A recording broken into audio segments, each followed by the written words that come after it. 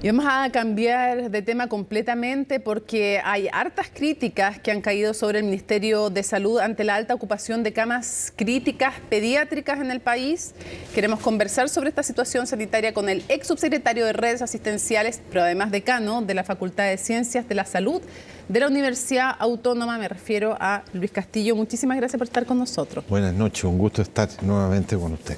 Aquí hay dos temas que podríamos tratar, el tema general de la situación ahora, pero también quiero comenzar con lo que a mí me parece más importante, porque no nos podemos acostumbrar a que sea un número, a que sea un caso, ¿no?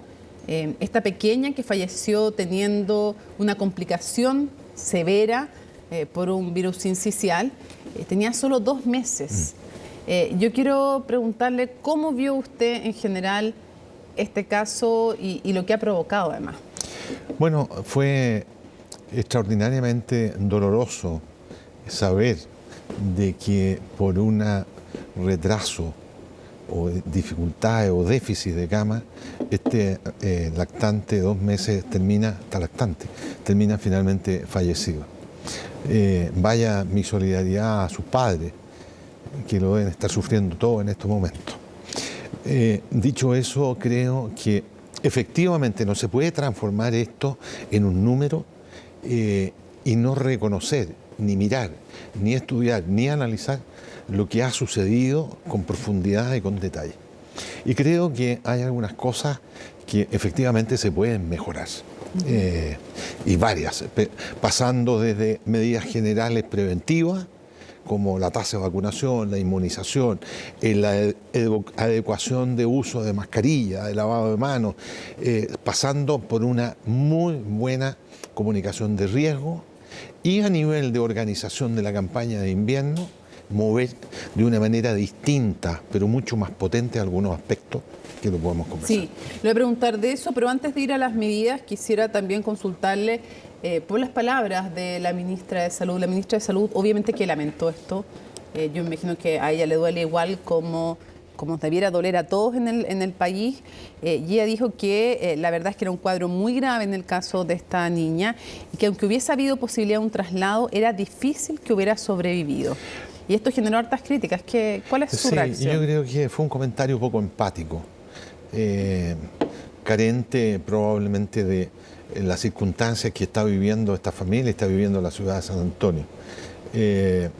Creo que probablemente hay mejores maneras de expresarse frente a una dificultad de este tema, sobre todo cuando hay casos tan complejos como este, tan graves, que teniendo los elementos necesarios, aun cuando reciban atención, si llegan a fallecer, probablemente la sensación de ayuda es mucho mejor y es mucho mayor de la sensación o la percepción de abandono, que creo que es lo que cunde en la familia propiamente tal. Yo creo que ahí la ministra debe mejorar el lenguaje de comunicación y ser mucho más empática con sus pacientes, con sus beneficiarios del sector público también. ¿Es equivocado si uno como ciudadano dice, probablemente es cierto que con una cama a disposición hubiera sido muy difícil que esta menor se salvara,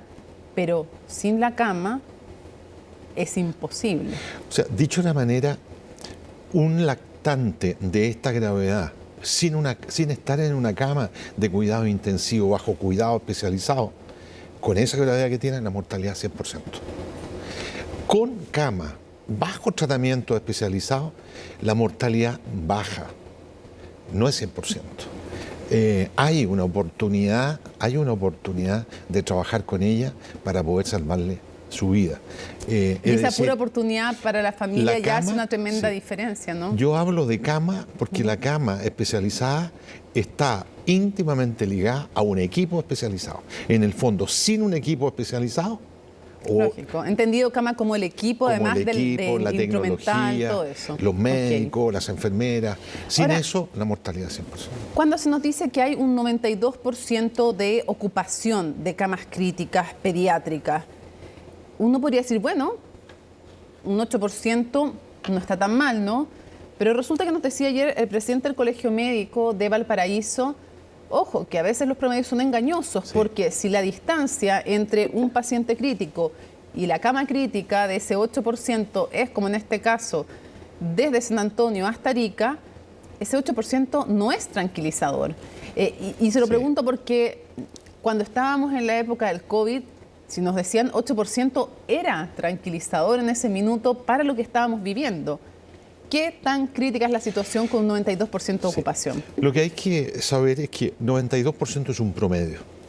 Hay regiones del país, incluyendo la región metropolitana, la Quinta, la región de Concepción, en donde la ocupación de cama está prácticamente al 100%.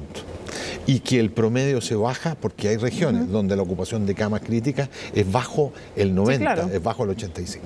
Por lo tanto, 92%, cuando uno analiza estas regiones donde vive la mayor cantidad de población, la ocupación de cama no es 92, es un 96, es un 98, es cama caliente.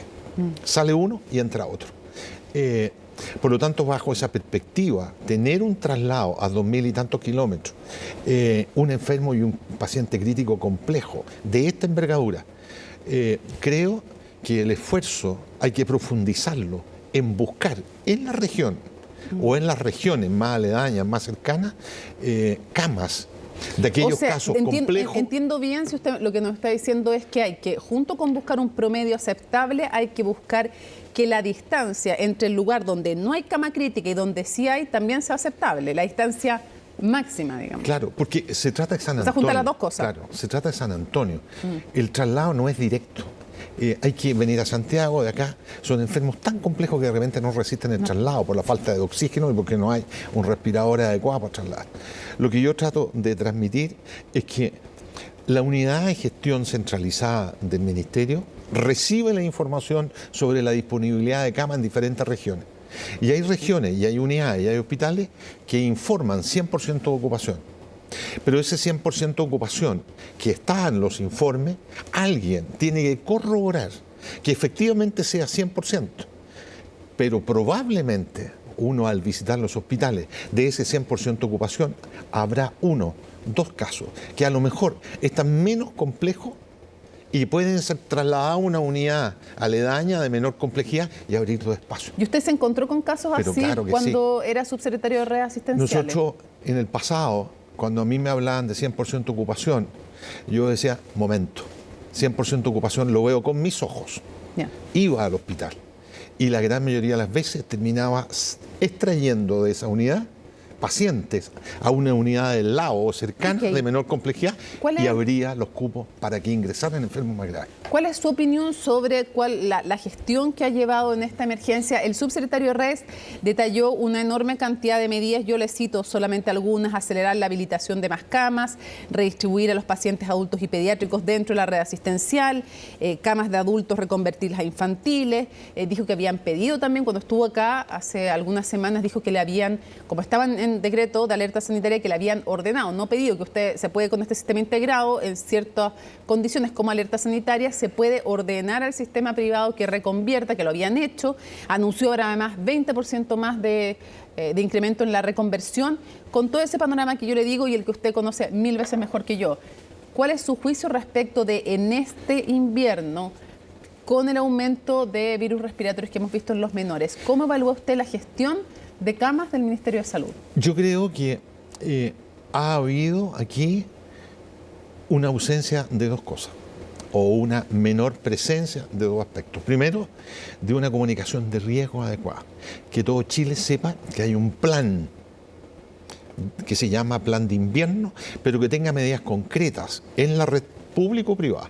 Primero, que en el marco de una alerta sanitaria que existe, sepa el público y el privado que están liderados por una persona y que bajo esa perspectiva las camas críticas pediátricas y de adultos responden a una mano. ¿Y no se sabe eso hoy día?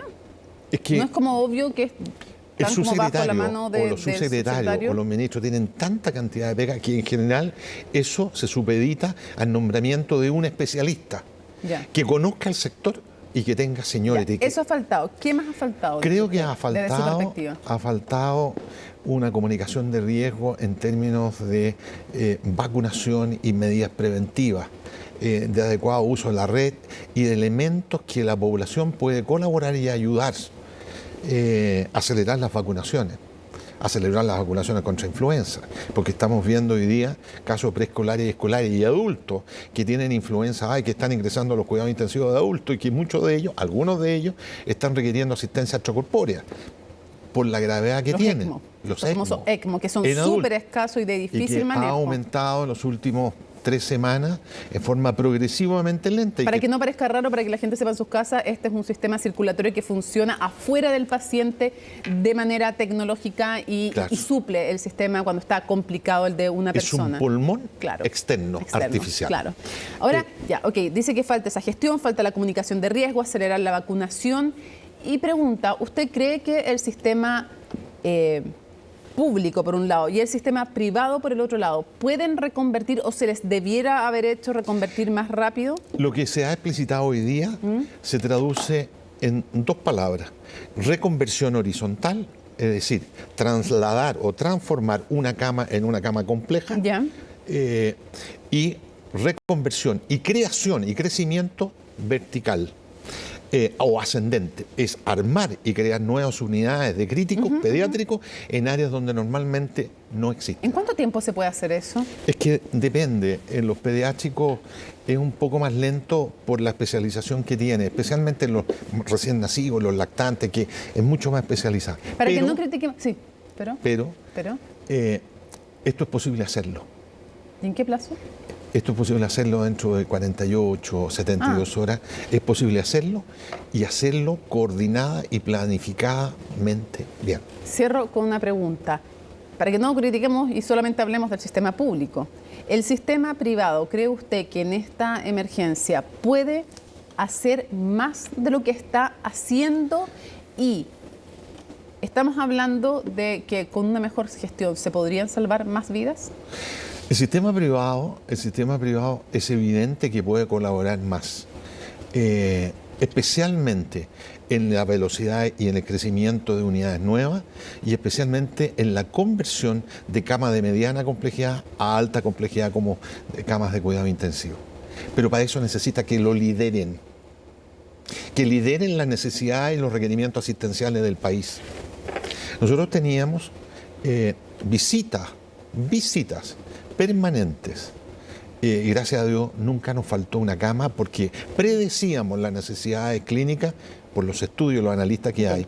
Y el Ministerio tiene muy buenos estadísticos y tiene muy buenas fórmulas que predicen las necesidades asistenciales a una semana, que permitían saber cuántas camas debíamos tener y crecer en determinado tiempo y en determinada región. Eso hoy día el Ministerio lo tiene y lo puede hacer. Luis Castillo, muchísimas gracias por habernos acompañado en CNN Prime. Muy bien, muchas gracias.